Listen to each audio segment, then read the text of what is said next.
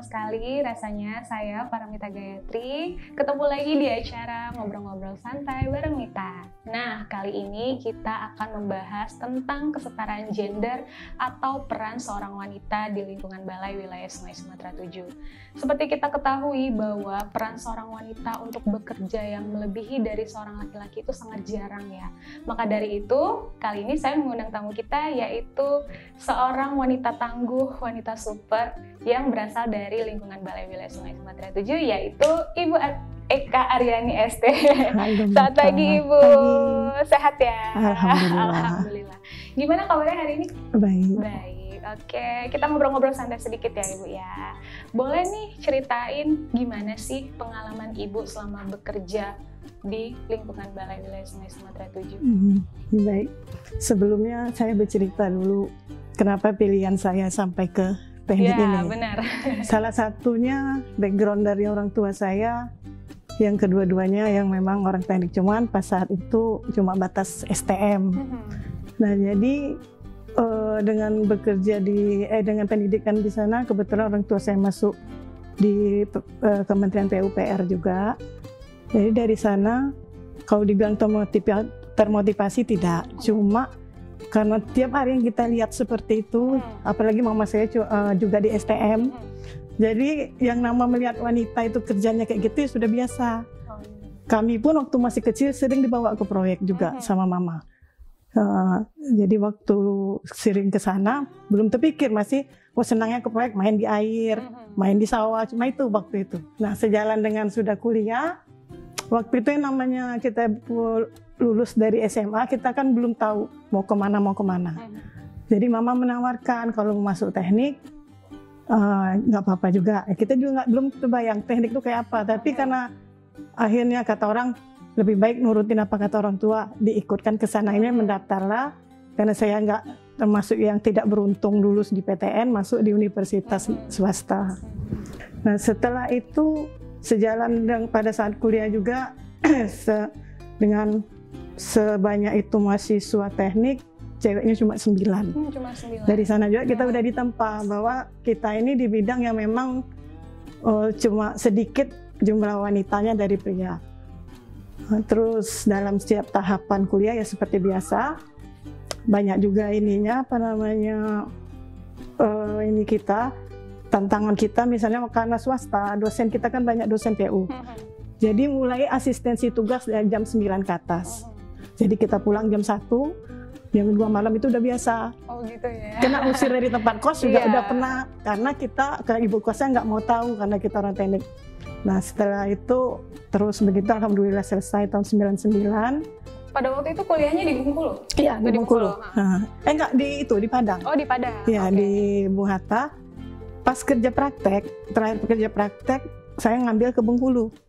Kebetulan itu di Alas. Nah, pas saat di Alas, karena kita kerja praktek di lokasinya di Bendung, tempatnya jauh, jadi kita harus nginap 3 bulan di sana sama teman-teman. Nah, kebetulan ceweknya saya sendiri. Pas saat di sana, karena kita namanya wanita, walaupun kita dikasih kamar sendiri, mungkin ada rasa takut gimana. Akhirnya saya pindah ke tempat kamar pembantu. Kebetulan pembantunya wanita. Oh, seperti itu ya, iya. Biar ada jadi rasa kita memang nyaman, wanita ini gitu. di bidang teknik yang namanya halangan seperti itu pasti ada. Iya. Akhirnya udah, terus sudah itu saya wisuda. 4 bulan sudah wisuda, saya pulang ke Bengkulu. Kebetulan di Bengkulu ada penerimaan honor PU. Jadi mendaftarlah dan terus diterima. Waktu itu penempatan di perencanaan. Oh, di perencanaan. Ya, di perencanaan. Awal tugas saya pertama ya bukan seperti yang saya bayangkan. Misalnya saya, ini gambar ini enggak, saya disuruh motong kertas. Oh gitu. Jadi tidak ada basicnya sama sekali di teknik pada waktu itu ya. Disuruh motong kertas kakir, ingat betul ya waktu itu. Jadi, loh, ini kok gini? Ya udah potong aja katanya. Nah, ya udah dijalanin aja. Ternyata dengan kita itu melihat kertas, tahu kertas ini gambar kita yang ke PO ini kayak gini, otomatis kan terlihat terus itu. Sudah selesai itu saya disuruh nyusun kontrak, bukan buat kontrak loh, nyusun. Ini pendahuluan, ini terus gitu. Ini gunanya untuk apa pikir saya kan. Terus pas saya lihat lagi, ternyata dengan melihat terus itu, oh jadi kayak gini. Susunan kontrak tuh ini, isinya ini. Sederhana, cuma waktu itu saya di bawah bimbingan Ibu Sugiaswati, cewek juga. Ya keras dia memang, cuma kita Disiplin tinggi tetap gitu ya. kita akhirnya hasil yang didapatkan memang tidak instan, ada prosesnya. Jadi selama waktu itu di Sungai Pantai.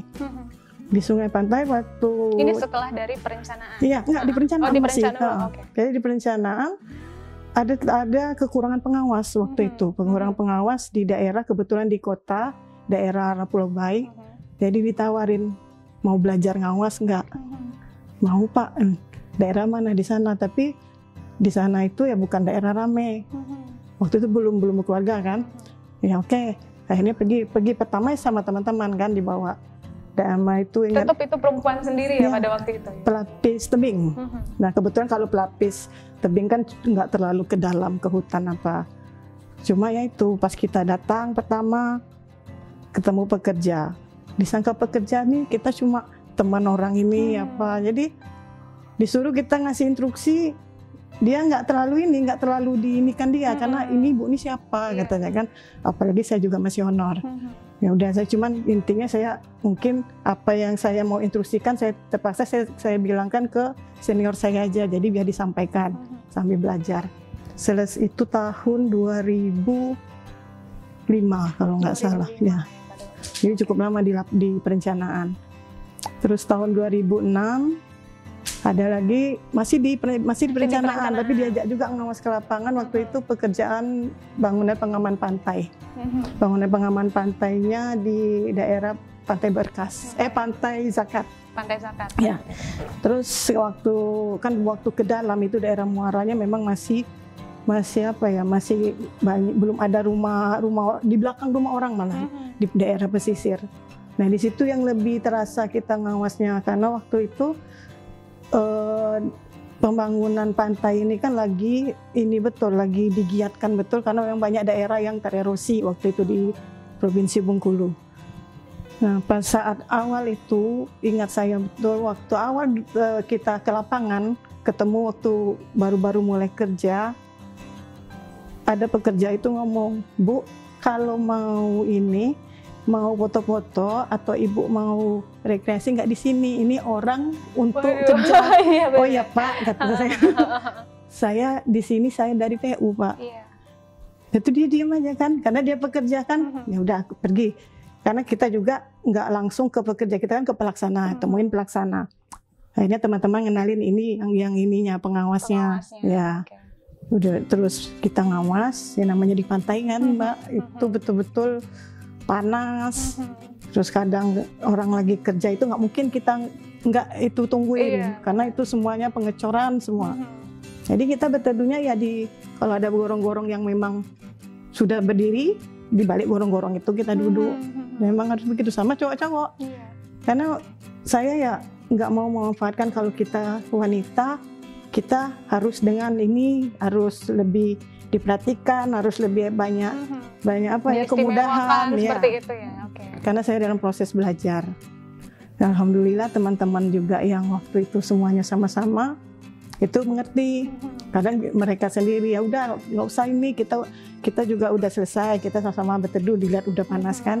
Ya karena sama-sama udah nggak lagi ya nggak ngawas. Dan mereka pada waktu itu ikut membantu juga gitu. Iya, alhamdulillah ya yang namanya senior tetap mereka membimbing. Karena kadang kita juga perempuan di sana ada rasa risih, misalnya semuanya cowok. Tapi karena kita udah tahu gimana karakter teman-teman kita, ya rasanya nyaman aja Mbak. Dan mereka tidak ada yang sama sekali merasa canggung atau apa seperti itu ya, karena ibu perempuan sendiri pada waktu itu. Enggak. Oke. Pernah nggak sih pada waktu melakukan pekerjaan pengawasan, misalnya kita diremehkan karena hanya sebagai seorang wanita, atau mungkin ada melakukan atau tidak mendapatkan perlakuan yang tidak enak dari para pekerja misal, atau dari orang-orang yang berada di lapangan? Banyak. Oh banyak, gimana? Boleh cerita nih sedikit. Karena kita wanita di dalam konstruksi ini memang harus kuat batin. Karena kita ini, kalau kita mengedepankan perasaan, paling sehari 2 hari udah nggak ngawas lagi gitu. Iya. Kalau terlalu ke bawah perasaan betul. gitu ya. Oke. Jadi waktu itu kan dia mau memasang buis beton atau gorong-gorong. Jadi kita udah lihat ternyata itu nggak lurus gitu kan. Kalau udah jadi kan nanti kan itu nggak bisa kalau nggak lurus kan kita udah ada patok-patoknya. Dibilangin sama pekerjanya ngomong gini, ini pasti lurus Bu, kami sudah lama di sini katanya kan, ini udah kerjaan kami. Oh baiklah Pak, kalau memang begitu. Terus karena saya memang nggak ada harusnya nggak usah ngomong ke pekerja, saya ngomong ke pelaksananya. Pelaksana pun kayak gitu, mereka tuh udah biasa Bu katanya. Dia orang-orangnya memang sudah pengalaman, oke lah. Dan ternyata pas disusun, ya kayak gitu, kayak ular dia, belok-belok. Nah sekarang, pas mau dicor nggak boleh dicor. Nah pas saat itu kita ada ketegasan, dan memang kita pas saat itu KPL-nya Pak Amin Anwari. Jadi Pak Amin juga waktu itu menegaskan nggak bisa, ini harus dibongkar. Dibongkar lagi. Ya? Akhirnya dibongkar. Pas saat mereka bongkar, saya ngomong, Pak, gimana Pak? Enak kerja 2 kali.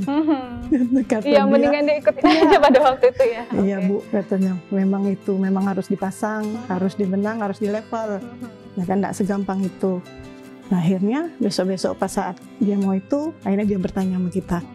Ngadepin orang yang di lapangan memang kayak gitu. Karena kalau kita keras, orang sudah panas, emosi sudah naik, nggak ada gunanya. Apalagi mereka pekerja dengan pendidikan yang kita tahu sendiri gimana.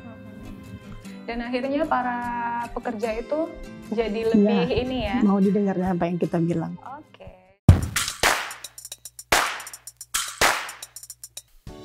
Gimana sih cara Ibu sendiri untuk membuktikan bahwa Ibu tuh juga mampu untuk melakukan pekerjaan pengawasan di lapangan?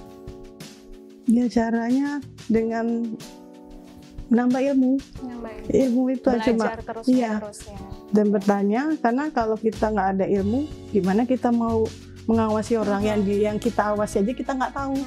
Jadi Dan sebenarnya awalnya itu yang untuk pertama kali melakukan pekerjaan pengawas itu emang otodidak banget ya Bu waktu itu, atau cuman berdasarkan kita tahu baca-baca buku sedikit atau dari teman-teman yang ada di perencanaan waktu itu? Jadi kalau kita ngawas, yang jelas kita tahu kerjaan yang kita awasi. Yang kedua, kita juga harus melihat kerjaan ini dasarnya untuk pengerjaannya apa. Ada gambar, ada spek, dan ada untuk aturan-aturan tambahan lainnya. Pegangin kita itu aja. Jadi apabila ada yang sesuatu yang melenceng dari situ, kalau memang kita nggak bisa untuk ngomongkan ke orang, kita laporkan ke atasan. Jadi tinggal atasan deh, terserah gimana. Penting kita sudah melaporkan. Kita sudah melakukan pekerjaan yang sesuai dengan kapasitas kita ya. Oke, nah setelah dari perencanaan nih, apakah masih di perencanaan? Terus setelah itu apa pindah ke bagian lain atau? Tahun 2011 saya pindah ke kegiatan Sungai Pantai. Waktu itu Pak Sofian Huyup PPK-nya. Nah di sana dia ngajak saya sebagai KPL. Waktu itu saya udah PNS. Jadi saya sempat nolak. Saya ini baru PNS Pak. Sudah PNS dan sudah menikah juga pada sudah, waktu itu? Ya. Alhamdulillah sudah laku. Jadi sudah itu dia bilang karena saya KPL langsung saya mau jadi pengawas dulu sebagai PNS. Oh nggak bisa katanya.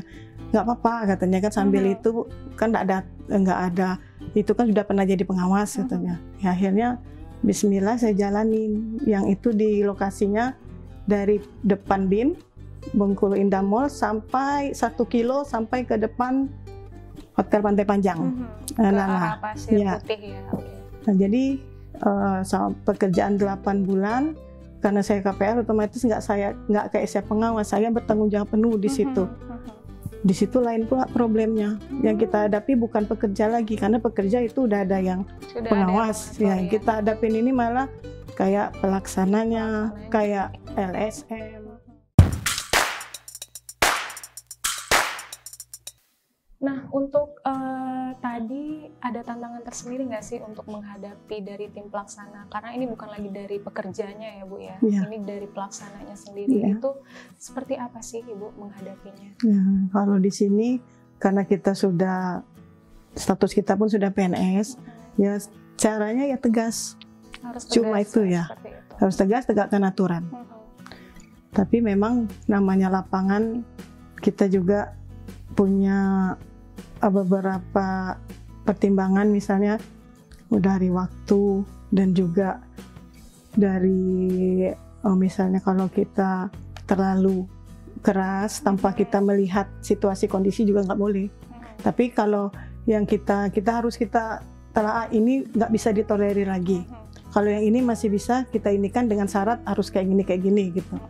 Dan lama-kelamaan mereka akhirnya jadi ini ya, Iya. jadi ikut sendiri. Iya, akhirnya karena kami di lapangan itu mengutamakan bukan mereka ini kan rekan kerja, bukannya kita mentang kita penyedia jasa, kita juga nggak mau atau nggak, semua diajak kerjasama dan alhamdulillah kami menjadi, karena sudah 8 bulan ketemu kan, ya seperti ini ya, seperti teman, seperti keluarga, walaupun tetap ada batasan gitu. Iya. Ya. Oke.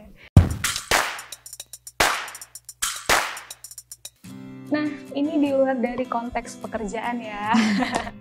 Seperti kita ketahui nih, sekarang kan Ibu juga menjalani peran sebagai seorang istri, sebagai seorang ibu, dan juga sebagai wanita karir yang bekerja di Balai Wilayah Sungai Sumatera 7. Gimana sih cara bagi waktu di antara semua kegiatan itu, Bu? Boleh tahu cerita? Karena itu lumayan sibuk banget kan? Ya, jadi benar. cerita untuk keluarga ini memang banyak, Mbak. Waktu jadi KPR, saya mau kebetulan ya alhamdulillah saya dapatnya di lokasi yang kota. Jadi kalau Tidak saya pernah yang dapat di luar kota gitu? belum karena di luar kota pun sendiri mungkin suami pun nggak mengizinkan. Nah jadi pas saat itu anak-anak juga masih sekolah SD. Nah jadi kalau kita juga sebagai ibu-ibu ya pagi seperti biasa kita menyiapkan sarapan sebelum kita berangkat. Terus pas saat pulang sekolah saya tetap menjemput karena waktu itu suami saya juga di lapangan tapi di luar kota. Jadi saya sendiri. Kalau sempat orang tua saya yang jemput, kalau enggak saya jemput, saya bawa ke lapangan. Jadi anak-anak saya udah terbiasa dengan gundukan pasir, dengan molen. Karena kayak mama saya juga dulu gitu. Jadi turun-temurun seperti itu ya. Jadi Untuk kebetulan di sana itu di pantai, jadi anak-anak nggak terlalu kepanasan. Nah, terus pas jam makan istirahat saya bawa pulang nganter. Saya datang lagi 1 jam, ya sampai sore. Ketika anak saya mau perpisahan, dia kelas 6, jadi orang tua harus datang. Pas malam hari saya dikasih tahu besok ada inspektorat yang mau datang ke lapangan, mau kunjungan ke lapangan. Karena saya waktu itu saya KPL-nya, nggak mungkin saya nggak hadir.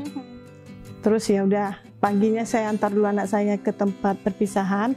Nah nanti mama datang, tapi mungkin agak siang. Oh iya mah katanya. Pergi saya ke situ. Pokok sampai pas saat pemeriksaan itu saya gelisah aja. Semoga cepat. Karena jam 12 anak-anak ini harus didampingi orang tua untuk salaman. Suami saya juga masih di luar kota. Pas selesai itu ternyata dia selesai jam 11. Saya kejarkanlah ke tempat itu. Pas masuk baru sadar pakaian saya ini. Pakaian ke lapangan. Pas lihat orang tua udah pakai kebaya. Astaga gimana nih. Tapi sudahlah, masuk aja ke dalam masih pakai topi, masih pakai ransel. Pas itu ngisi buku, dari mana wali siapa Bu? Wali Bintang. Oh ya udah silakan masuk. Syukur disuruh masuk. Pas di dalam kan pas lihat itu ada anak kan, Bang, mama kayak gini nggak apa-apa mah aja. Alhamdulillah. Ya anak-anak udah pada ngerti ya. Gitu akhirnya bisalah saya menemani anak itu untuk salaman sama gurunya. Alhamdulillah, itu kekejar juga waktunya. Tapi kadang kalau kita mengejar progres sudah akhir tahun mungkin ada juga lembur. Kami lembur sampai malam. Nah pas itu ya kalau malam ya saya minta ditemani sama suami. Kalau suami saya ada di sini. Iya. Dan selama ini suami mendukung ya? Alhamdulillah ada mendukung asal sesuai dengan apa yang sudah kami komitmenkan. Oke. Ya karena biasanya juga suami juga sibuk ya seperti itu. Oke.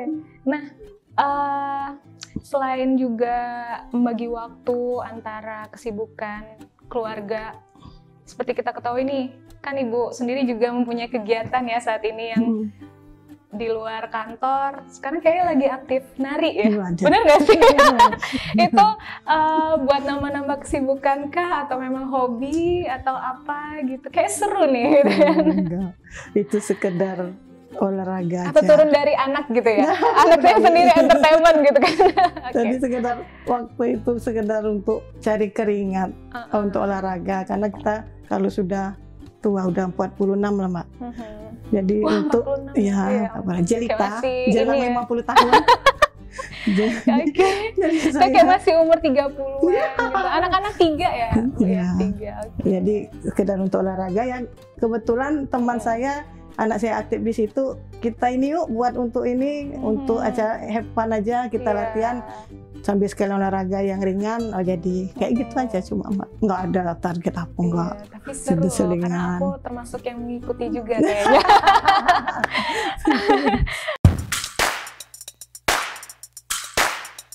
Dan pertanyaan selanjutnya nih, menurut Ibu Eka sendiri, untuk di balai, kita itu sudah mempunyai nggak sih untuk karyawan perempuan yang melakukan pekerjaan seperti Ibu Eka sendiri, melakukan pekerjaan pengawasan atau pekerjaan di lapangan, seperti itu, untuk di balai kita sendiri?